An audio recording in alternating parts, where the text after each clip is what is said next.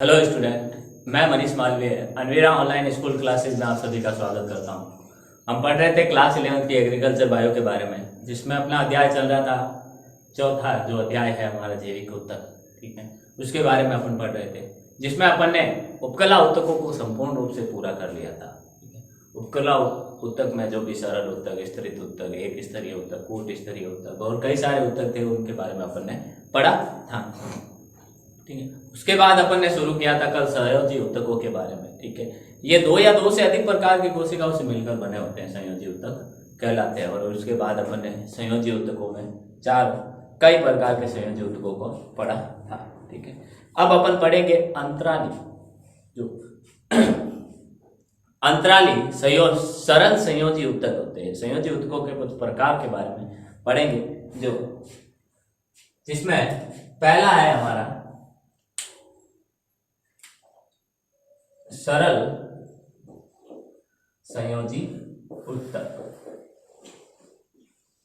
इन सरल संयोजी उत्तकों में पहला क्या है? पहला अपन पढ़ेंगे अंतराली उत्तकों के बारे में। ठीक है, अंतराली उत्तकों के बारे में शायद अपन ने पढ़ा था कल की क्लास में। ठीक, अंतराली उत्तकों के बारे में क्या पढ़ा था कि अंतराली उत्तक ये आधात्री की मात्रा इनमें ज्यादा होती है। ठीक है, आधात्री की मात्रा अपन ने ज्यादा होती है। ठीक है, अंतराली उत्तक अपने चल रहे थे संयोजी सरल संयोजी उत्तकों। ठीक है, आधात्री की मात्रा इनमें ज्यादा होती है। संयोजी उत्तकों में ये सर्वाधिक मात्रा में पाए जाते हैं। जो भी सभी प्रकार के संयोजी उत्तक होते हैं, उनमें सबसे ज्यादा मात्रा में कौन से पाए जाते हैं? हमारे अंतराली उत्तक पाए जाते हैं। तो अंतराली उत्तकों के बारे में अपन पढ़ रहे थे। ठीक है, अब अंतराली उत्तकों के जो अवयव, अंतराली संयोजी उत्तक के जो अवयव क्या क्या होते हैं, उनके बारे में अपन पढ़ते हैं। ठीक है, अंतराली संयोजी उत्तक के अवयव कौन कौन से है? देखिए, 3 अवयव होते हैं। ठीक, 3 अवयव होते हैं। सबसे कौन कौन से देखें। पहला है आधात्री, फिर है संयोजी कोशिकाएं, उत्तक कोशिकाएं जो संयोजी उत्तक कोशिकाएं होती है, और तीसरा होता है तंतु। यहां है आधात्री, आधात्री। ठीक है, फिर अगला है हमारा संयोजी उत्तक कोशिकाएं। अगली है हमारी संयोजी उत्तक कोशिकाएं तथा तीसरी है हमारी तंतु। तीसरी है हमारी तंतु।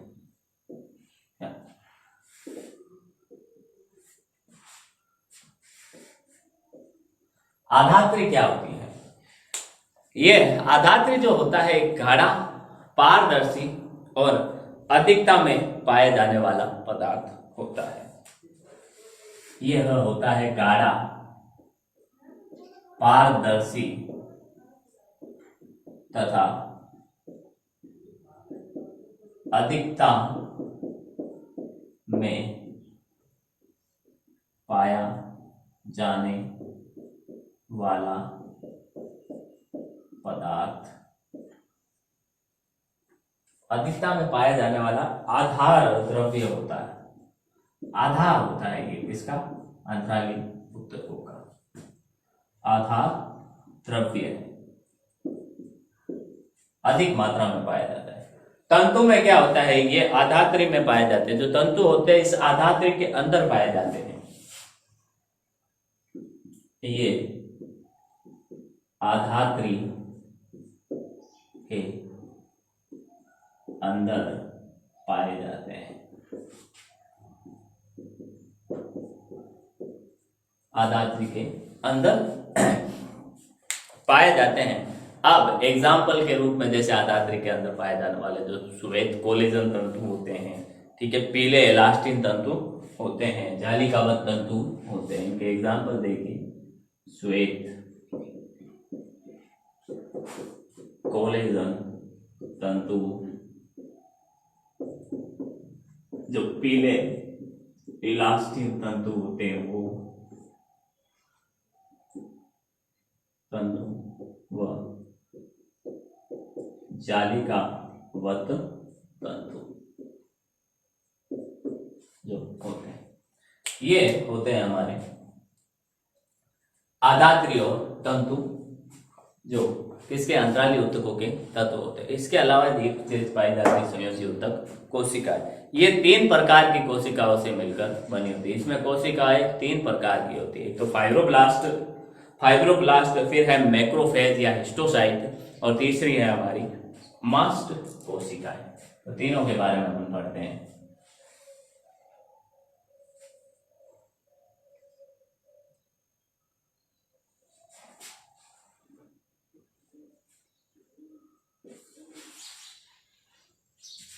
पहली है फाइब्रोब्लास्ट,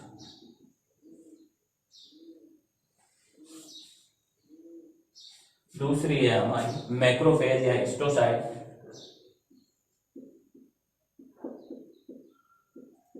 मैक्रोफेज या हिस्टोसाइट, और तीसरी है हमारी मास्ट कोशिकाएं। अब ये तीनों ही कोशिकाएं क्या कार्य करती है, क्या पदार्थ इनसे निकलते हैं, उनके बारे में देखते हैं। ये अनियमित आकार की, सबसे पहले तो फाइब्रोब्लास्ट होती है, अनियमित आकार की होती है। कोई नियमित आकार नहीं है कि गोल ही होगी, चपटी 4 कोने की होगी, 3 कोने की होगी, तारे की तरह होगी, किस तरीके की होगी, कोई इनका निश्चित आकार नहीं होता है। ठीक है, चपटी होती है, बड़ी होती है, और शाखाएं होती है, इनकी शाखाएं निकली हुई होती हैं। तो देखिए ये अनियमित आकार, ये जो कोशिकाएं होती है अनियमित आकार, चपटी होती हैं, ठीक है, बड़ी होती हैं, आकार में बड़ी होती हैं, ठीक है, आकार में बड़ी होती है, और शाखित होती है, शाखाओं में बटी होती है, ठीक है, शाखाओं में बटी होती हैं। इसका कार्य क्या होता है, आधात्रित तंतुओं का निर्माण करता है। ये क्या करती है, आधात्रित जो तंतु होते हैं, तो कोलेजन तंतु, पीले इलास्टिन तंतु, जालिकावत तंतु, इनका निर्माण करने का कार्य, इनका कार्य आधात्रित तंतु का निर्माण करना, यही इनका कार्य होता है। आधात्रित जो भी तंतु हैं उनका अच्छे से क्या करें, निर्माण करें। ठीक है, फिर मैक्रोफेजेस कोशिकाएं या हिस्टोसाइट, ठीक है, ये क्या करती हैं, ये इंपॉर्टेंट है, ये अमीबीय कोशिकाएं होती है, अर्थात अमीबा के अंदर जो एक कोशिकाएं होते हैं उनकी ये कोशिकाएं होती हैं। ठीक है, अमीबा के प्रकार की कोशिकाएं होती है, जैसे अमीबा एक कोशिका होती है, वैसे भी ये एक कोशिका होती है। ठीक है, बड़े आकार की और संख्या में अधिक होती है, ये इनको कहते हैं अमीबीय कोशिकाएं, अमीबीय कोशिकाएं होती हैं। ठीक है, अमीबीय कोशिकाएं होती हैं, बड़े आकार की और संख्या में सर्वाधिक होती है, बड़े आकार और संख्या में क्या होती है, संख्या में सर्वाधिक होती है, संख्या में ये क्या होती है, सर्वाधिक होती है। इनका कार्य क्या होता है, रोगाणु, जीवाणु व हानिकारक व मर्त पदार्थों का क्या करना, भक्षण करना। जो शरीर के अंदर रोगाणु, जीवाणु, ठीक है, प्रवेश कर जाते हैं, हानिकारक पदार्थ प्रवेश कर जाते हैं, और जो मृत पदार्थ हमारे शरीर में बनते हैं उनका भक्षण करने का कार्य करते हैं।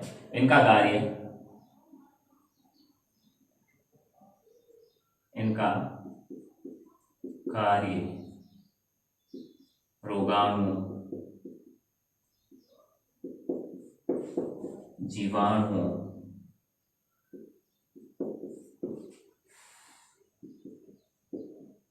हानिकारक व मृत पदार्थों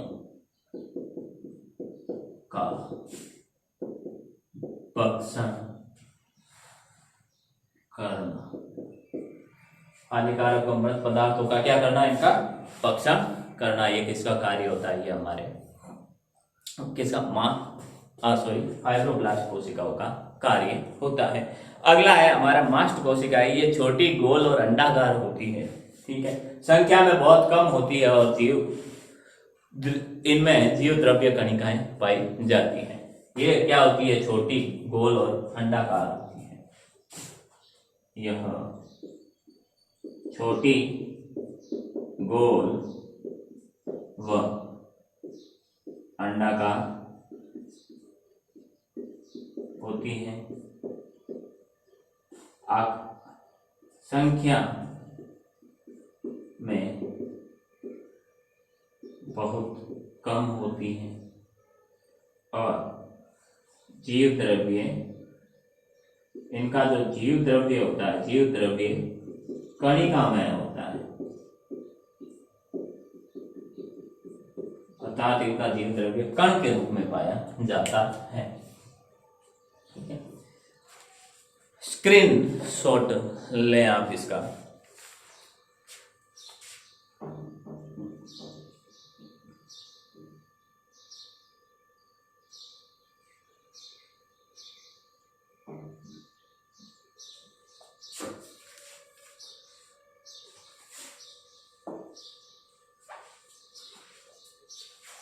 अब मास्ट कोशिकाओं से हिपेरिन, हिस्टेमिन और सीरोटोनिन नामक पदार्थों का स्राव होता है, जिसमें हिपेरिन कितने पदार्थों का स्राव होता है, 3 पदार्थों का स्राव होता है, जिसमें कौन कौन से 3 पदार्थ, हिपेरिन, हिस्टेमिन और सीरोटोनिन, ये 3 पदार्थों का निर्माण होता है।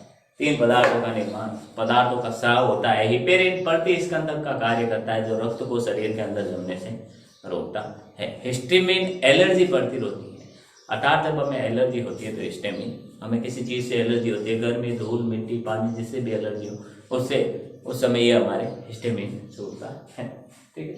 तो नोट बना के रखें,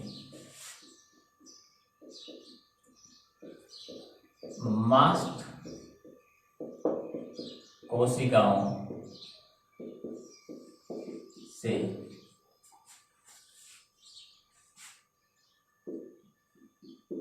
हिपेरिन, हिस्टेमिन तथा सीरोटोनिन का स्राव होता है। का क्या होता है, स्राव होता है,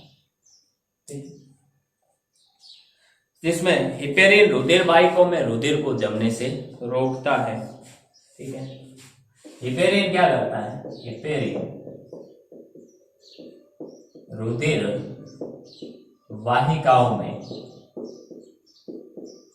जो हमारी रुधिर वाहिकाएं होती हैं, जिन्हें अपन क्या कहते हैं, जिन्हें अपन कहते हैं, जिन्हें अपन धमनी और शिराएं कहते हैं, हिपेरिन रुधिर वाहिकाओं में, उन धमनी और शिराओं में क्या करता है, रुधिर को, रक्त को जमने से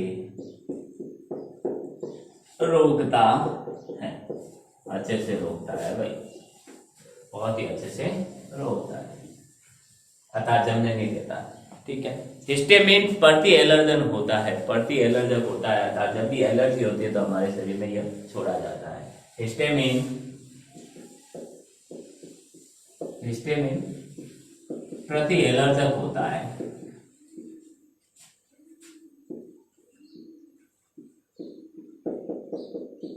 किसी भी चीज से, किसी पदार्थ से एलर्जी होती है तो हमारे शरीर में हिस्टेमिन का स्राव होता है। फिर सीरोटोनिन वाहिका संकीर्ण का कार्य करती है, रक्त दाब को बढ़ाती है। जो वाहिकाएं होती है जिनमें क्या होता है, रुधिर बहता है, तो सीरोटोनिन पदार्थ क्या करता है, रक्त दाब को बढ़ाता है। कैसे बढ़ाता है, वो वाहिका की को संकीर्ण कर देता है। जो दीवार होती है धमनियों की, शिराओं की, जो नलिकाओं की, उनको पिचका देता है। पिचकाने से इनका आकार छोटा हो जाता है बीच की, जिससे रुधिर तेज गति से बहता है और रुधिर दाब बढ़ता है। सीरोटोनिन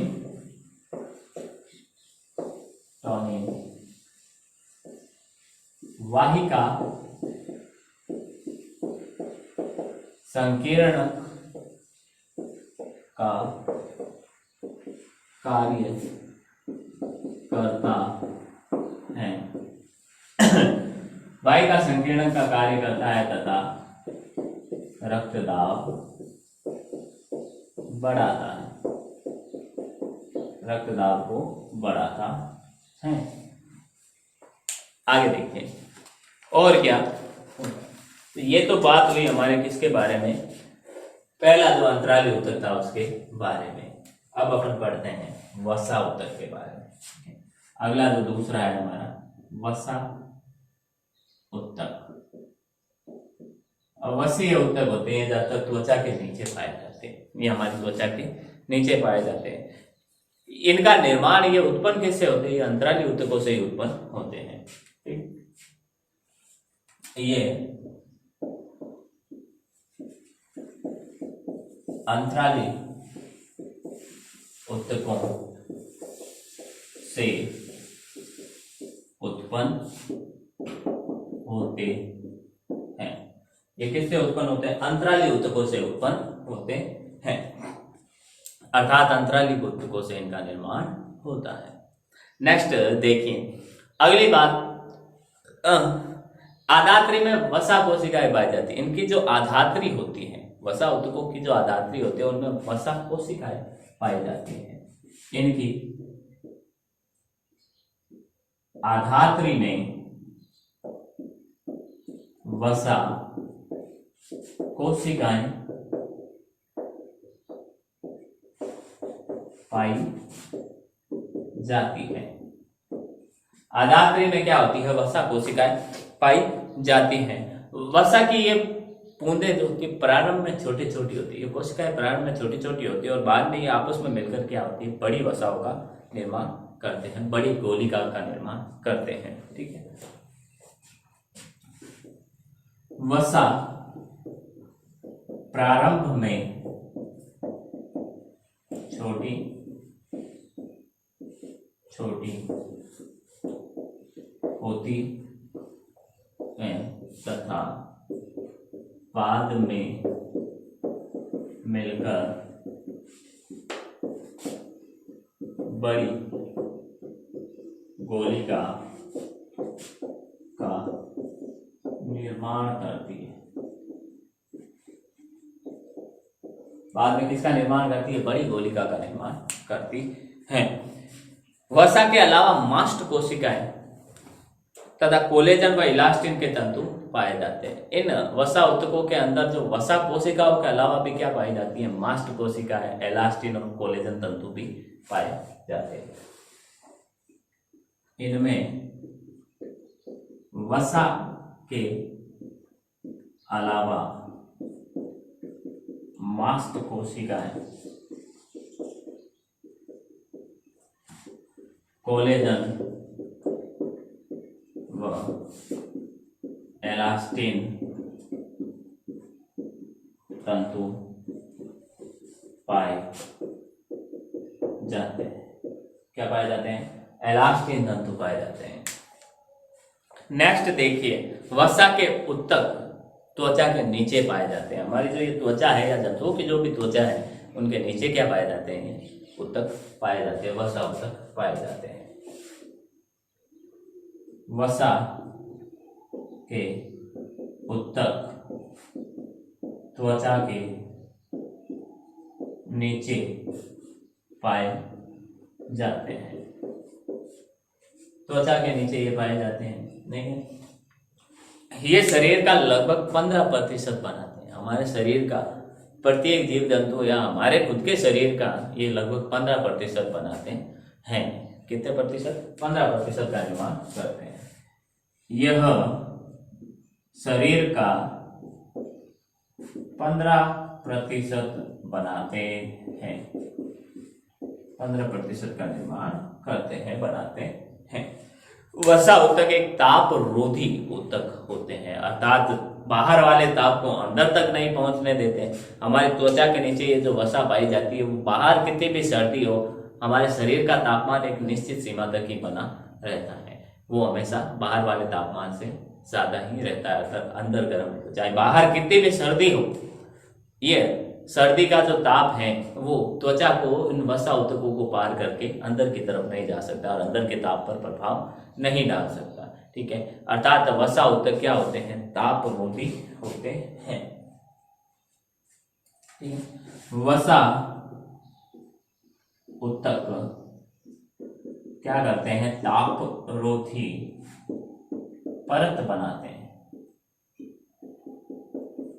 तापरोधी परतें बनाते हैं। अर्थात ये वसा त्वचा है, त्वचा के नीचे वसा की एक परत होती है, एक वसा आपस में मिलकर एक परत का निर्माण करती है जो तापरोधी, तो जिससे ऐसी परत का निर्माण करते हैं जिससे ताप का आदान प्रदान नहीं होता है, आवागमन नहीं होता है। ये बाह्य आघात तो खिंचाव व दबाव से भी हमारी रक्षा करती है। यह क्या करती है? यह बाह्य आघातों तथा दबाव व खिंचाव से भी हमारी रक्षा करती है, हमारी रक्षा करती है। ठीक है, ये ऊतक, अब जो वसा ऊतक होते हैं वो संचित खाद्य पदार्थों के रिजर्व के रूप में पाए जाते हैं, अर्थात इनके अंदर जो खाद्य पदार्थ होता है वो संचित रहता है। ठीक है, ये संचित खाद्य पदार्थों के रिजर्व के रूप में पाए जाते हैं। संचित खाद्य पदार्थों के किसके रूप में? रिजर्व के रूप में पाए जाते हैं। और लास्ट बात इनकी क्या है? ये शिशु व गिलहरी में क्या होती है? भूरी वसा पाई जाती है। मानव का जो शिशु होता है और गिलहरी जो होती है उसमें क्या होता है? भूरी वसा पाई जाती है। नोट, मानव शिशु व गिलहरी में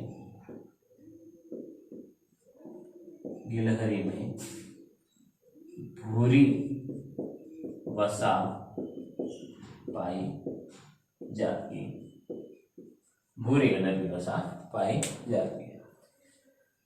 ये हो गए हमारे वसा ऊतकों के बारे में जानकारी। स्क्रीनशॉट लें आप इसका।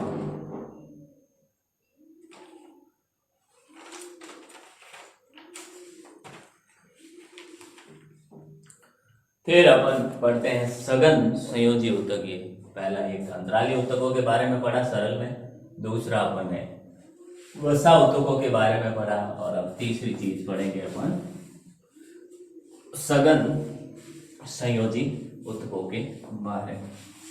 ठीक है, सघन से पता चल रहा है अर्थात घनत्व तो बहुत ही ज्यादा होता है। किसका घनत्व होता है? ऊतकों में किसका घनत्व होता है? कोशिकाओं का घनत्व। ठीक है, तो सघन संयोजी ऊतक में क्या होते हैं? कोशिका एवं ऊतक आपस में दृढ़ता और सघन रूप से व्यवस्थित रहते हैं, दृढ़ता से जुड़े रहते हैं, बंधे रहते हैं और सघन रूप से व्यवस्थित रहते हैं। तीसरा है हमारा सघन संयोजी ऊतक। सघन संयोजी ऊतक में क्या होता है? ठीक है, ये कोशिका व तंतु आपस में दृढ़ता व सघन रूप से व्यवस्थित रहते हैं। इसमें क्या होते हैं? कोशिकाएं व तंतु आपस में दृढ़ता व सघन रूप से व्यवस्थित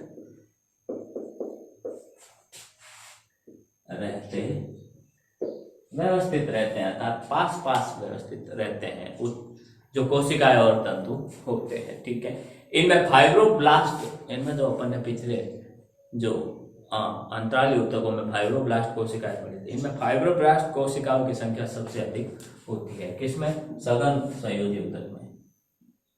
इनमें फाइब्रोब्लास्ट कोशिकाओं की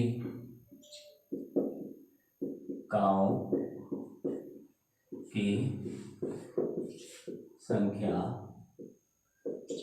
अधिक होती है।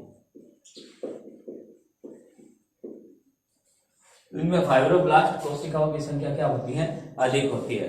अधिक तंतुओं की संख्या के कारण, अधिक तंतुओं की मात्रा के कारण ये प्रत्यास्थ होती है। क्या होती है? प्रत्यास्थ भी अधिक होती है। अधिक तंतुओं की उपस्थिति के कारण ये प्रत्यास्थता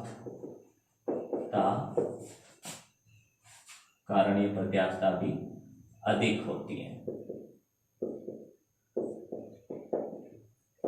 अब ये दो प्रकार की होती है। सघन संयोजी ऊतक दो प्रकार के होते हैं। एक तो सघन नियमित संयोजी ऊतक और दूसरा होता है सघन अनियमित संयोजी ऊतक। ठीक है, देखिए सघन संयोजी ऊतक किस आधार पर? तंतु की प्रकृति के आधार पर सघन संयोजी ऊतक दो प्रकार के होते हैं। सघन नियमित संयोजी ऊतक और दूसरा होता है सघन अनियमित संयोजी ऊतक। अनियमित संयोजी क्या होता है दोनों में देखिए। दूसरी चीज देखिए, सघन नियमित संयोजी ऊतक में क्या होता है? पहली बात तो ये श्वेत कोलेजन तंतु का गुच्छा होता है। पहली बात तो यह है कि यह श्वेत कोलेजन तंतु का गुच्छा होता है। श्वेत कोलेजन तंतु के गुच्छे के रूप में यह पाया जाता है। ठीक है। दूसरी बात, तंतुओं के बीच फाइब्रोब्लास्ट कोशिकाएं पाई जाती हैं।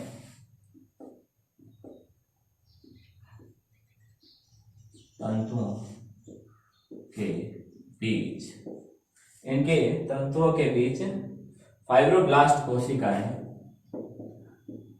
फाइब्रोब्लास्ट कोशिकाएं पाई जाती है। फाइब्रोब्लास्ट कोशिकाएं पाई जाती है तंतुओं के बीच। तीसरी इनकी खासियत है, कोशिकाएं चपटी व लंबी होती हैं। इनकी जो कोशिकाएं होती है वह चपटी व लंबी होती है। कोशिकाएं चपटी व लंबी होती है। इनकी जो कोशिकाएं होती हैं वो कैसी होती हैं? चपटी और लंबी होती हैं। ठीक है। तंतुओं पर हल्की व गहरी धारियां होती हैं। इनके जो तंतु होते हैं उन पर धारियां पाई जाती है। जैसे जेब्रा पर धारियां पाई जाती है, वैसे इनके तंतुओं पर भी पाई जाती है। तंतुओं पर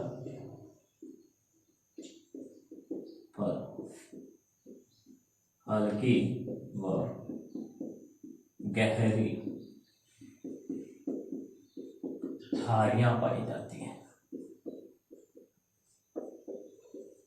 हल्की व गहरी क्या पाई जाती है? धारियां पाई जाती हैं। ये अस्थियों को पेशियों से जोड़ने का कार्य करती हैं। ये क्या करती हैं? हमारे अस्थियों को पेशियों से जोड़ने वाली कंडराओं में पाई जाती हैं। जो अस्थियों को, हड्डियों को पेशियों से जोड़ने के जो जगह होती है जिसे कंडराएं कहते हैं, उनमें पाई जाती है। यह अस्थियों को पेशियों से जोड़ने वाली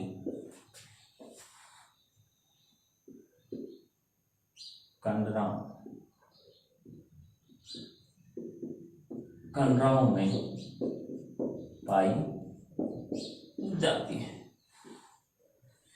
किसमें पाई जाती है? कंडराओं में पाई जाती है।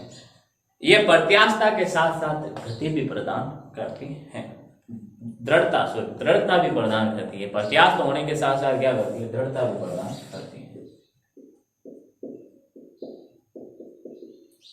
ये प्रत्यास्था के साथ साथ दृढ़ता भी प्रदान करती है। दृढ़ता भी क्या करती है? प्रदान करती है। ये तो हो गई हमारी सघन नियमित संयोजी उत्तकों के बारे में बातें। अब पढ़ते हैं अपन सघन अनियमित संयोजी उत्तकों के बारे में। क्या होता है इसमें देखिए। सघन अनियमित संयोजी उत्तक में देखिए आदात्री में पीले कोलेजन तंतु पाए जाते हैं। इसमें श्वेत कोलेजन तंतु पाए जाते थे, इसमें पीले इलास्टिन तंतु पाए जाते हैं। इनमें पीले एलास्टिन तंतु पाए जाते हैं। इनमें क्या पाए जाते हैं? पीले एलास्टिन तंतु पाए जाते हैं। पीले रंग के तंतु पाए जाते हैं। ठीक है। तंतुओं में प्रत्यास्थता का गुण पाया जाता है। इनके जो तंतु होते हैं पीले इलास्टिन तंतु, इनमें तंतुओं में प्रत्यास्थता का गुण पाया जाता है। प्रत्यास्थता का गुण पाया जाता है। ठीक है। फिर प्रत्यास्थ तंतु विभिन्न दिशाओं में शाखित होते हैं। जो प्रत्यास्थ इनके तंतु होते हैं वो विभिन्न दिशाओं में शाखित होते हैं। मान लो एक तंतु है, ठीक है, एक इस तरह से उसकी शाखा निकली है, किस तरह से, यानी अलग अलग सभी दिशाओं में क्या होती है? उनकी शाखाएं निकली होती हैं। जो प्रत्यास्थ तंतु विभिन्न दिशाओं में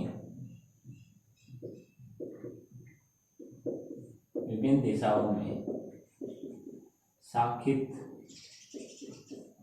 होते हैं। विभिन्न दिशाओं में शाखा के रूप में पाए जाते हैं। ठीक है।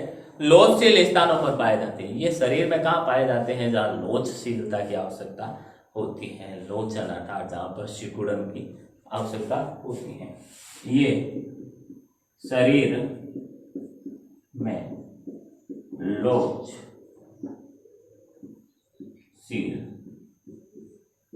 स्थानों पर पाए जाते हैं। ये लोचशील स्थानों पर पाए जाते हैं। दो अस्थियों को जोड़ने वाली, जो दो अस्थियों को, दो हड्डियों को जोड़ने वाली रेशेदार स्नायुओं में पाए जाते हैं। क्या कहाँ पाए जाते हैं? रेशेदार स्नायुओं में पाए जाते हैं।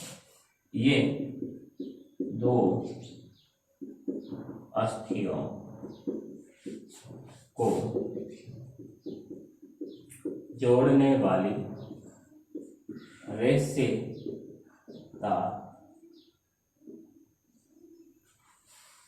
स्नायु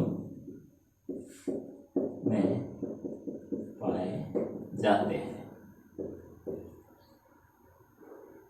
पाए जाते हैं। रेशेदार स्नायुओं में ये पाए जाते हैं। ठीक है।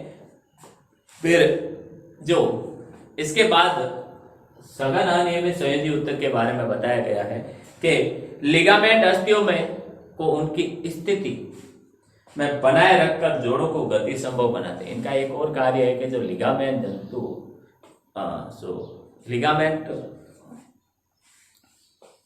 लिगामेंट अस्थियों को उनकी स्थिति में बनाए रखकर जोड़ों में गति का प्रदान करते हैं। अर्थात जो जोड़े होते हैं, ये जोड़ा है एक हमारा नीचे की तरफ घुटनों में जो जोड़ा है, उनके जो लिगामेंट होते हैं उनको एक स्थिति में रखता है जिससे उनको गति प्रदान करता है। ये क्या करते हैं? लिगामेंट तंतुओं लिगामेंट अस्थियों को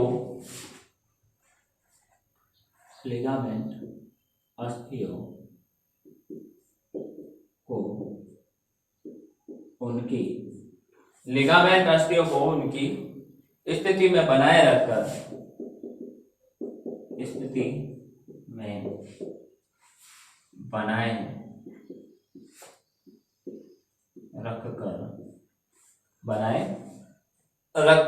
जोड़ों पर गति संभव बनाता है। जो जोड़ों की जो गति होती है, जिसमें हमारी हाथ इस प्रकार से गति करता है, वो संभव बनाता है। रखकर जोड़ों पर गति संभव बनाते हैं। जोड़ों पर गति किस प्रकार से संभव होती है? इन्हीं के कारण होती है।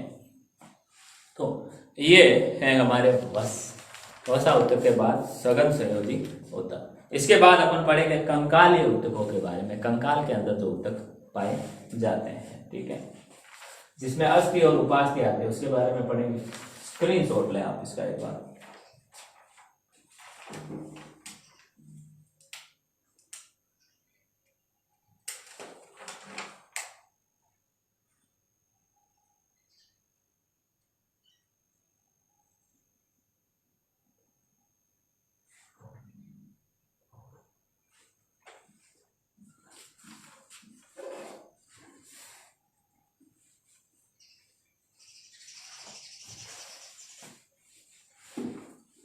कंकालीय ऊतक, ये सघन संयोजी ऊतक भी हमारे यहाँ पर कंप्लीट हो गए हैं। तो अंतराली ऊतक, वसा ऊतक, फिर सघन संयोजी ऊतक, और अब चौथा अपन पढ़ेंगे क्या है हमारा कंकालीय ऊतक, ठीक है। चौथा हमारा है कंकालीय ऊतक। कंकालीय ऊतक देखिए क्या होता है। कंकालीय ऊतक क्या होता है? कंकालीय ऊतक की खासियत यह है, कंकालीय ऊतक क्या होता है? जो कशेरुकी प्राणी होते हैं, जिनमें रीढ़ की हड्डी पाई जाती है, कशेरुकी प्राणियों के शरीर में अंत कंकाल पाया जाता है, जिसे आलंबी ऊतक कहते हैं। कशेरुकी प्राणियों के शरीर में अंत कंकाल पाया जाता है, जिसे आलंबी ऊतक कहते हैं। जिसे आलंबी ऊतक कहते हैं। ये क्या होता है? यह दो प्रकार का होता है, टोटल 2 प्रकार का होता है, ठीक है। जिसमें पहला अपन पढ़ते हैं अस्थि के बारे में। सबसे जो पहला है वो है अस्थि, या जिसे अपन कहते हैं बोन्स, ठीक है। बोन्स, अस्थि के बारे में पढ़ते हैं। अस्थियां क्या होती है? यह अत्यंत ठोस और मजबूत आलंबी ऊतक है। सबसे अत्यंत ठोस और मजबूत आलंबी ऊतक है। अत्यंत ठोस व मजबूत आलंबी ऊतक है। अत्यंत ठोस और मजबूत आलंबी ऊतक है। दूसरी चीज इनके बारे में क्या है कि ये ओसिन प्रोटीन से बनी होती हैं। जो अस्थियां होती हैं वो यह ओसिन प्रोटीन से बनी होती है। अर्थात हड्डियों के अंदर कौन सा प्रोटीन पाया जाता है? ओसिन पाया जाता है। छोटा सा सवाल, ठीक है। फिर ये कैल्शियम, मैग्नीशियम, फॉस्फेट, ये कैल्शियम और मैग्नीशियम के जो फॉस्फेट, सल्फेट, कार्बोनेट होते हैं, इनके लवणों के जमाव से अत्यधिक ठोस हो जाते हैं, ठीक है। ये हड्डियां जो होती हैं, यह देखिए अस्थियां कैल्शियम व मैग्नीशियम के फॉस्फेट, सल्फेट, कार्बोनेट,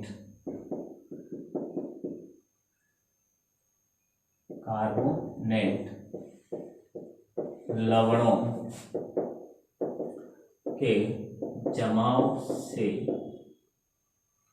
कठोर हो जाती है। क्या हो जाती है? कठोर हो जाती है। अगला, एक तो कठोर हो जाती है। ये खोखली हड्डियों में, जो खोखली हड्डियों में अस्थि मज्जा पाया जाता है। हमारे शरीर में कुछ ठोस हड्डियों के अलावा कुछ खोखली हड्डियां भी होती है, ठीक है। अर्थात जो अंदर से खोखली होती है, गुफा पाई जाती है। इन खोखली हड्डियों में क्या होता है? अस्थि। खोखली हड्डियों में अस्थि मज्जा पाया जाता है। अस्थि मज्जा पाया जाता है। इन खोखली हड्डियों में क्या पाया जाता है? हमारा अस्थि मज्जा पाया जाता है। लाल अस्थि मज्जा, अब अस्थि मज्जा भी कई प्रकार के होते हैं। उनमें लाल अस्थि मज्जा में तो क्या होता है? रक्त कणिकाओं का निर्माण होता है। लाल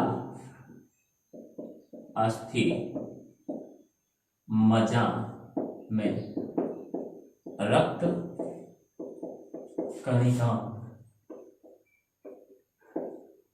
का निर्माण होता है। लाल अस्थि मज्जाओं में जो रक्त कणिकाएं होती है, उनका निर्माण होता है।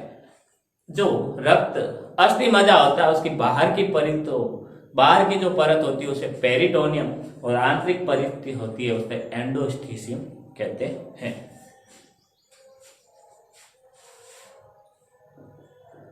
अस्थि मज्जा की बाहरी परत पेरिटोनियम तथा आंतरिक परत एंडोस्टीशियम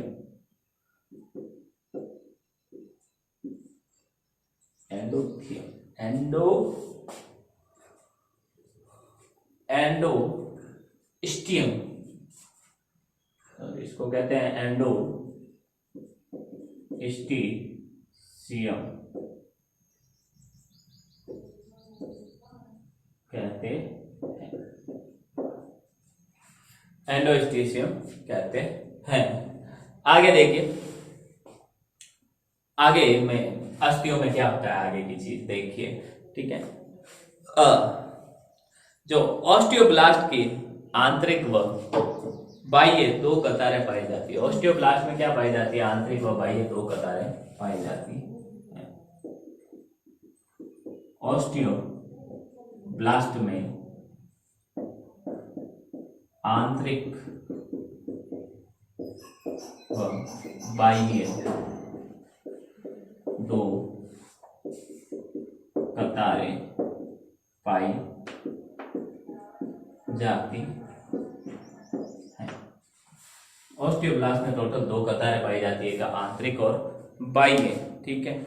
ओसिन प्रोटीन मैट्रिक्स का निर्माण करता है। हड्डियों के अंदर जो ओसिन प्रोटीन पाया जाता है वो मैट्रिक्स का निर्माण करती है, और बाद में ये कैल्शियम लवण जमा हो जाने से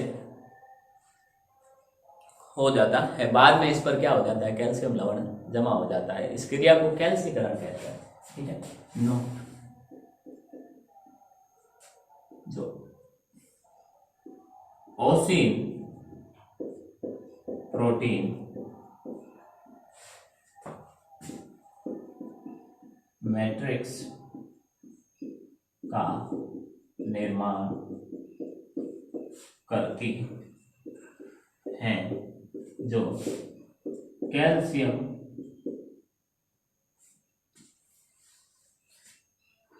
करती हैं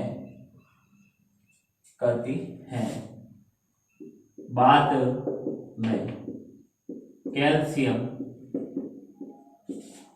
लवण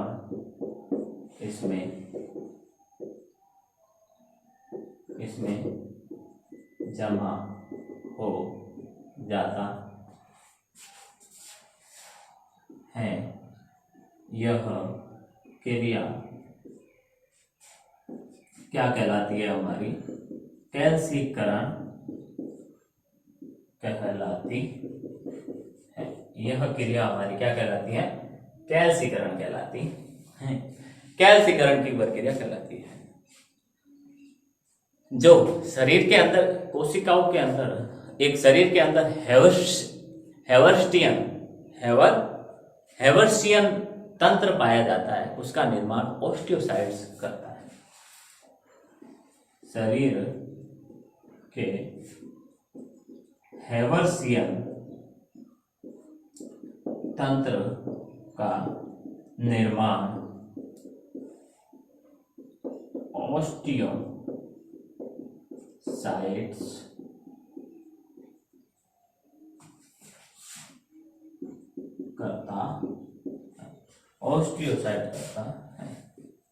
ओस्टियोसाइट्स करता है। हेवर्सियन तंत्र के कुछ नलिकाएं होती है। हेवर्सियन तंत्र की नलिकाओं में रक्त नलिकाएं व तंत्रिकाएं पाई जाती हैं। ठीक है, जो हेवर्सियन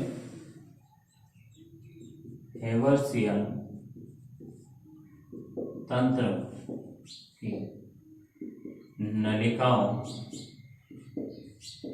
में, हेवर्सियन तंत्र की नलिकाओं में रक्त नलिकाएं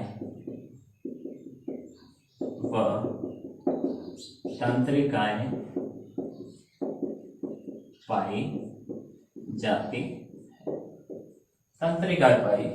है। इनमें तंत्रिकाएं पाई जाती हैं। अब अस्थि दो प्रकार की होती है, एक तो ठोस अस्थि और एक स्पंजी अस्थि। ठीक है, अस्थियां दो प्रकार की होती है, एक तो ठोस अस्थि तथा दूसरी है हमारी स्पंजी अस्थि। अब अस्थि निर्माण की जो प्रक्रिया होती है, अस्थि निर्माण की प्रक्रिया को अस्थि जनन क्या कहते हैं, अस्थि जनन या अस्थि जनन, या दूसरी चीज इंग्लिश में इसको क्या कहते हैं, इंग्लिश में इसको ऑस्टियोजेनेसिस कहते हैं। ऑस्टियोजेनेसिस कहते हैं, क्या कहते हैं, ऑस्टियोजेनेसिस कहते हैं। ऑस्टियोजेनेसिस कहते हैं। ये तो थी हमारे कंकालीय तंत्र की जो अस्थि के बारे में। ठीक है, अब उपास्थियों के बारे में, दूसरा इसका भाग है कंकालीय तंत्र का।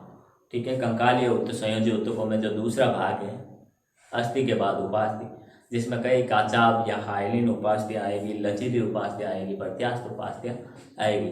उनके बारे में अपन आने वाली क्लास में पढ़ेंगे। आज अपन ने अंतराली ऊतकों के अवयवों को, उनके प्रकारों को, उनमें पाई जाने वाली कोशिकाओं के बारे में पढ़ा, फिर वसा ऊतक के बारे में पढ़ा, फिर सघन संयोजी ऊतकों के बारे में पढ़ा।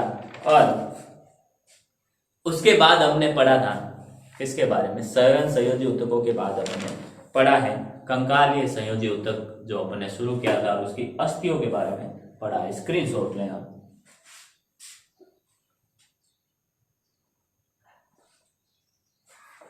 उम्मीद करता हूं जो भी मैंने आज आपको पढ़ाया है वो आपको समझ में आया होगा। मिलते हैं अपन अगली क्लास में, आने वाली क्लास में। हमारे साथ कंटिन्यू बने रहिए, लगातार घर पे रहिए और कंटिन्यू घर से स्टडी करिए, ठीक है। कहीं इस कोरोना की महामारी में आप कहीं भी बाहर ना जाएं और लगातार घर में बैठकर हमारे साथ जुड़कर क्या करें, इस